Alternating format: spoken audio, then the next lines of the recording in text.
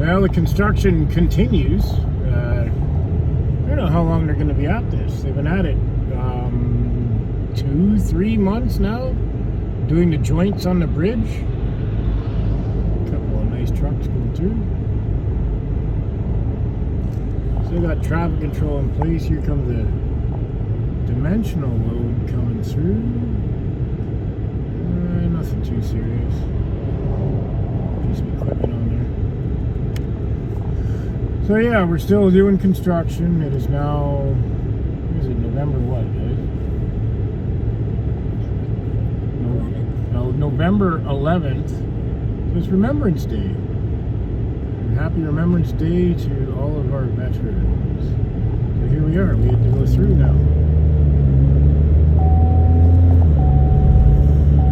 Still got the heaters going.